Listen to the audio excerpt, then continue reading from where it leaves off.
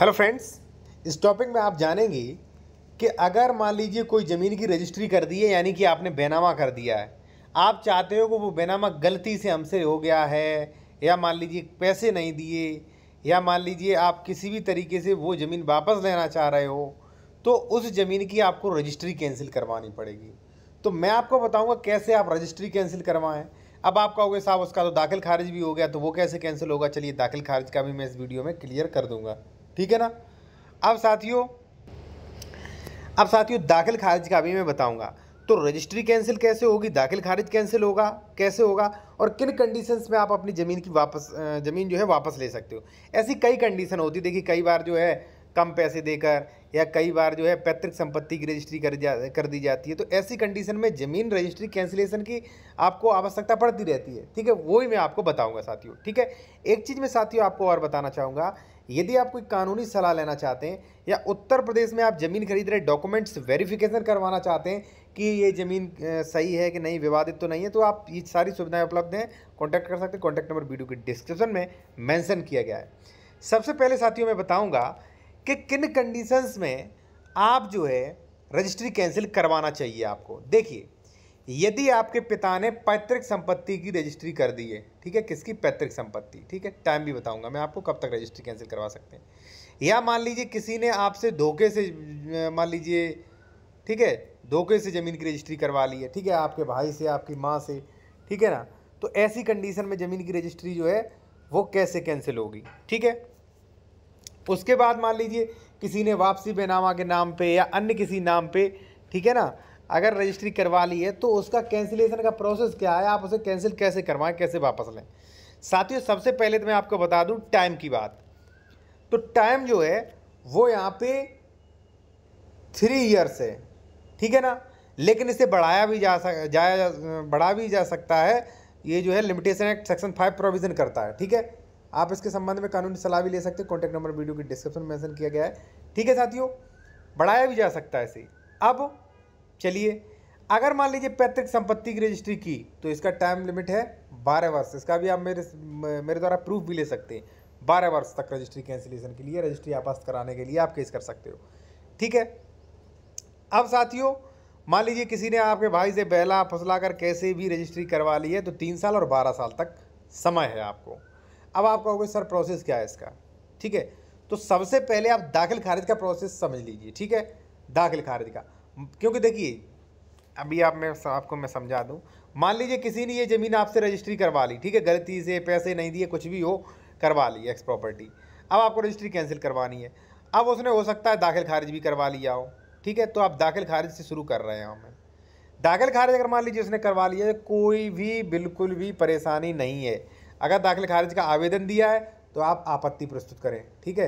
और मेरे द्वारा आपत्ति का प्रारूप भी ले सकते हैं, प्रस्तुत कर सकते हैं, ठीक है, पीडीएफ भी ले सकते हैं। कॉन्टैक्ट नंबर वीडियो के डिस्क्रिप्शन में मेंशन किया गया, ठीक है।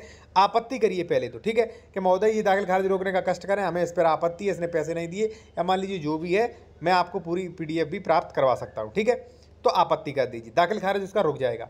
अगर दाखिल खारिज हो चुका है तो कोई भी दिक्कत नहीं, आप जो है रेस्टोर कर सकते हैं, ठीक है, रेस्टोर, कि महोदय इसने जो है गलत दाखिल खारिज आपने कर दिया, न्यायालय को गुमराह करके इसने दाखिल खारिज कर दिया, कृपया इस दाखिल खारिज को कैंसिल करने की कृपा करें, ठीक है। इसका भी आप मुझसे पीडीएफ ले सकते हैं, ठीक है।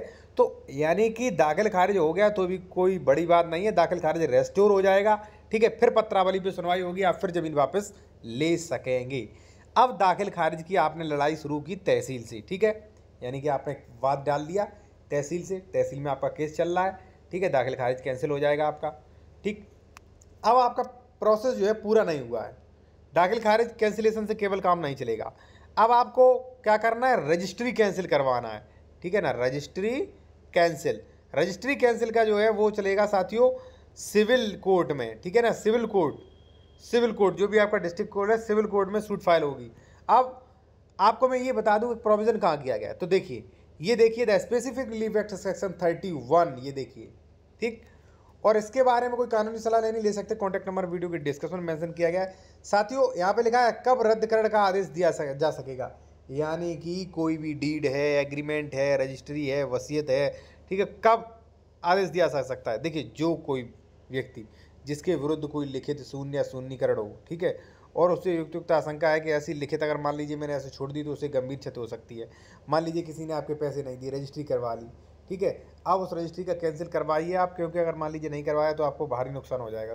तो उसको शून्य शून्यकरण न्याय निर्णित कराने के लिए वाद ला सकेगा, ठीक है, तो आप केस ला सकोगे, ठीक। न्यायालय स्वविवेक से उसे ऐसा न्याय निर्णित कर सकेगा, यानी कि उसे निर्णय देगा, न्याय देगा, ठीक है, उस पर न्यायालय पारित आदेश जो है रद्द किए जाने का आदेश दे देगा, ठीक है। और न्यायालय जो है उसको ये पावर है कि अगर मान लीजिए उसे लग रहा है कि भाई ये ज़मीन गलत हुई, ठीक है, तो जो है साथियों इसका आदेश भी दे देगा, इसे जो है कैंसिल करवाने का भी आदेश दे देगा, ठीक है।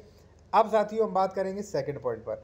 यदि लिखित भारतीय रजिस्ट्री अधिनियम 1908 के अधीन रजिस्ट्रीकृत हो तो न्यायालय डिक्री प्रतिलिपि ऐसे ऑफिसर को भेजेगा जो कार्यालय में लिखित यानी कि रजिस्ट्रीकृत, यानी कि मान लीजिए अगर उसने कैंसिलेशन का आदेश दे दिया तो एक उस आदेश की कॉपी जो है वो उस रजिस्ट्रार को भेजेगा कि भाई आप अपने जो भी मान लीजिए पुस्तकें वगैरह हैं उनमें से कैंसिल कर दीजिए रजिस्ट्री, ठीक है, कि रजिस्ट्री कैंसिल हो गई, ठीक है, ताकि दोबारा किसी को रजिस्ट्री ये ना हो सके, ठीक है। तो ये प्रोविज़न किया गया है।